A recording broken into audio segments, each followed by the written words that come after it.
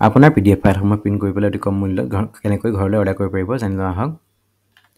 প্ৰথমে ভিডিঅ'টো ডেছক্ৰিপশ্যনত লিংক দিয়া আছে, সেই লিংকটোত ক্লিক কৰি পেলাই আপুনি এইটো ৱেবছাইটত আহিব পাৰিব। ইয়াৰ উপৰি আপুনি গুগলত ডাইৰেক্ট mynacomputers.in বুলি চাৰ্চ কৰি পেলাই এইটো ৱেবছাইটত আহিব পাৰিব। এইটো পেজত অহাৰ পিছত আপুনি তললৈ স্ক্ৰল কৰি আহিলে সেইটো অপশ্যনটো পাব। ইয়াৰ উপৰি আপুনি ইয়াত চাওক ওপৰতে PDF প্ৰিণ্ট বুলি এটা অপশ্যন আছে, ইয়াত ক্লিক কৰি পেলাই আৰু আপুনি সেইটো পেজত আহিব পাৰিব। PDF প্ৰিণ্টত ক্লিক কৰিছোঁ। তাৰপিছত চাওক ইয়াত তিনিটা অপশ্যন আছে। প্ৰথম অপশ্যনটো হৈছে আপুনি PDF সমূহ ব্লেক এণ্ড হোৱাইট যদি প্ৰিণ্ট কৰিব বিচাৰিছে, ইয়াত মিনিমাম অৰ্ডাৰ কোৱান্টিটি যদি 100 পিচ হয় বা তাতকৈ বেছি হয় তেতিয়াহ'লে আপুনি 3 টকাকৈ পাৰ পিচ পাই যাব। সেইসমূহ 3 টকাতে আপুনি প্ৰিণ্ট কৰি পেলাই ঘৰলৈ অৰ্ডাৰ কৰিব পাৰিব। ফ্ৰী হোম ডেলিভাৰী আছে অপশ্যন। আৰু আপুনি যদি আপোনাৰ যদি 100 পিচতকৈ কম হয় আৰু যদি 20 পিচতকৈ বেছি হয় তেতিয়াহ'লে আপুনি এইটো অপশ্যনত ক্লিক কৰিব। 5 টকাকৈ আপুনি পাই যাব। প্ৰিণ্ট কৰি পেলাই আপোনাৰ ঘৰৰ এড্ৰেছত পঠাই দিম আমি। আৰু যদি আপোনাৰ কালাৰ প্ৰিণ্ট আছে তেতিয়াহ'লে 10 টকাকৈ পাৰ প্ৰিণ্ট আপুনি প্ৰিণ্ট কৰি পেলাই ঘৰলৈ ফ্ৰী হোম ডেলিভাৰী পঠাই দিম। আপুনি দোকানতো যদি প্ৰিণ্ট কৰিবলৈ যায় এখনত 10 টকাকৈ ল'ব আপোনাৰ, কিন্তু আপুনি যাব লাগিব, প্ৰিণ্ট কৰাব লাগিব, আকৌ আহিব লাগিব। আমি আপোনাৰ গোটেইখিনি কাম কৰি পেলাই ঘৰলৈ প্ৰিণ্ট কুৰিয়াৰ কৰি পঠাই দিম গোটেইসমূহ বস্তু। আৰু ইয়াতকৈ যদি আপোনাৰ সৰহকৈ যদি প্ৰিণ্ট কৰিবলগীয়া যদি আছে, আপোনাৰ যদি বাল্কত প্ৰিণ্ট কৰিবলগীয়া আছে তেতিয়াহ'লে আপুনি আমাৰ লগত ডাইৰেক্ট হোৱাটছআপ যোগে কণ্টেক্ট কৰিব পাৰিব। আমাৰ হোৱাটছআপ নম্বৰটো স্ক্ৰীনত দিয়া আছে, তথাপিও মই পুনৰবাৰ আকৌ কৈ দিছোঁ 9707270364। আপুনি আমাৰ লগত হোৱাটছআপ যোগে কণ্টেক্ট কৰি পেলাইও আমাৰ লগত সৰহকৈ প্ৰিণ্ট কৰিব পাৰিব। যদি আছে আপোনাৰ আমি দামটো কমাই দিম। ধৰি লওক মই এইটোকে প্ৰিণ্ট কৰিম। প্ৰথম যিটো অপশ্যন আছে এইটোকে ধৰি ক্লিক কৰিছোঁ। ক্লিক কৰাৰ পিছত নেক্সট পেজটো আহি যাব। ইয়াত আপোনাৰ PDF ফাইলটো ইয়াত খালি আপুনি drag and drop file share আৰু ব্ৰাউজ ফাইল যিটো অপশ্যন আছে ইয়াত আপুনি খালি আপোনাৰ PDF ফাইলটো ইয়াত আপলোড কৰি দিয়ক।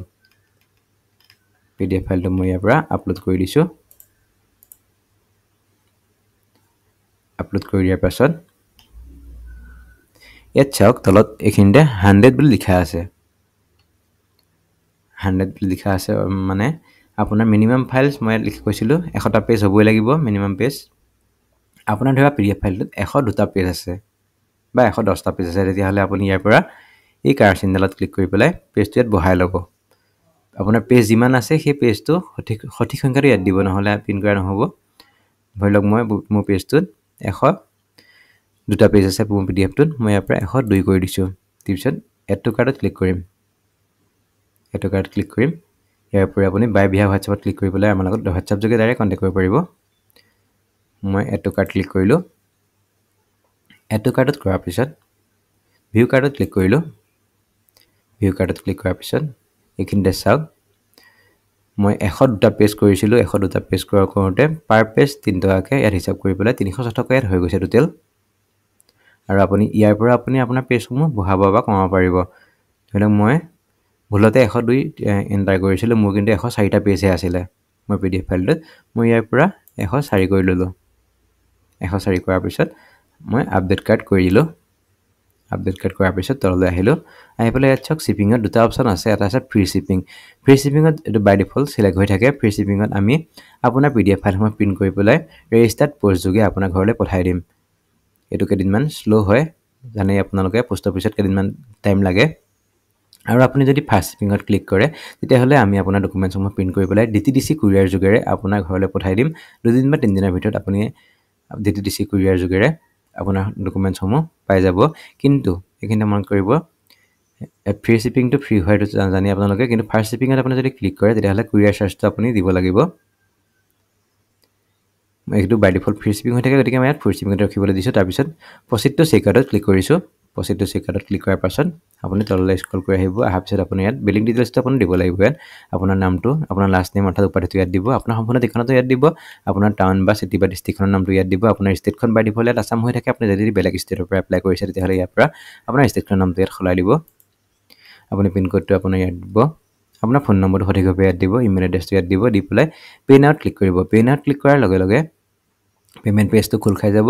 আপুনি পে'মেণ্টটো ইয়াৰ পৰা কৰি দিব।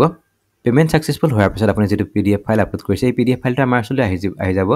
আমি ছেইম ডে আপোনাৰ PDF ফাইলসমূহ প্ৰিণ্ট কৰি পেলাই কুৰিয়াৰ বা পোষ্ট অফিচত পঠাই দিম।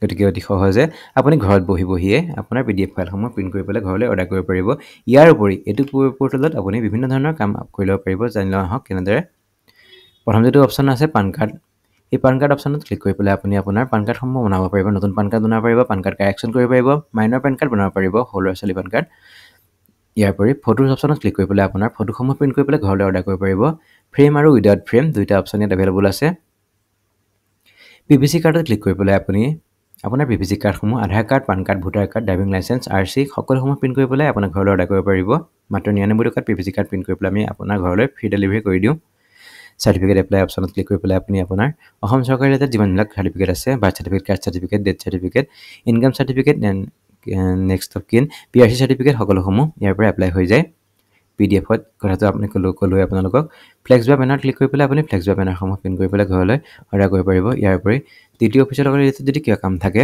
গাড়ী ইনস্যুৰেঞ্চ কৰা গাড়ী RC কিবা কাম থাকিলে গাড়ী যদি আপোনাৰ ড্ৰাইভিং লাইসেন্স যদি বনাবলগীয়া আছে আপোনাৰ নতুন ড্ৰাইভিং লাইসেন্স ৰিনিউ কৰিবলগীয়া আছে সেইসমূহ গোটেইসমূহ কাম আমি আপোনাক কৰি দিম আপুনি সেইসমূহ কামৰ বাবে আমাৰ লগত ডাইৰেক্ট WhatsApp যোগে কন্টাক্ট কৰিব পাৰিব আমাৰ WhatsApp নম্বৰটো স্ক্ৰীনত দিয়া আছে তথাপিও মই পুনৰবাৰ কৈ দিছো 9707270364 এটো আমাৰ WhatsApp নম্বৰ মাত্ৰ অফিস টাইমত আপোনালোকে আমাৰ লগত কন্টাক্ট কৰিব আমি আপোনাৰ কামসমূহ কৰি দিম